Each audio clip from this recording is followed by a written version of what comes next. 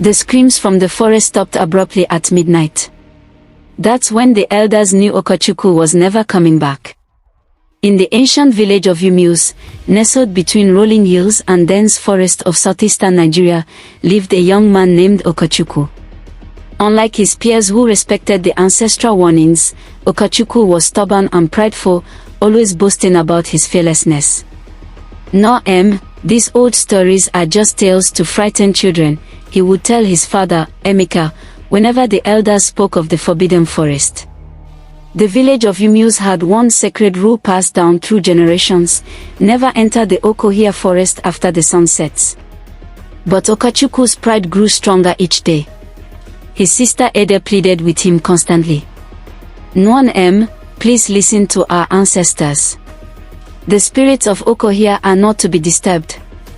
Even beautiful Neka, the girl he hoped to marry, begged him to abandon his foolish plans. "Okechukwu, your bravery means nothing if you're dead. Stay with us, stay safe." But one fateful evening, when the harvest moon hung low and crimson in the sky, Okechukwu decided to prove everyone wrong. He grabbed his father's machete and marched toward the forest edge where the entire village had gathered to stop him. "I will spend the night in Okechukwu and return at dawn with proof that there's nothing to fear," he declared boldly.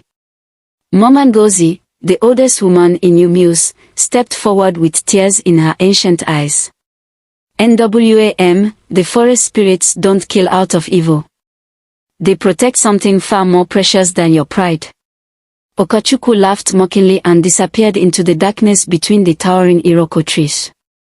As midnight approached, the villagers heard his screams echoing through the forest, screams of terror, then pleading, then silence. But what chilled them most was what came next: Okachukwu's own voice, calling out from the forest depths, begging them to join him.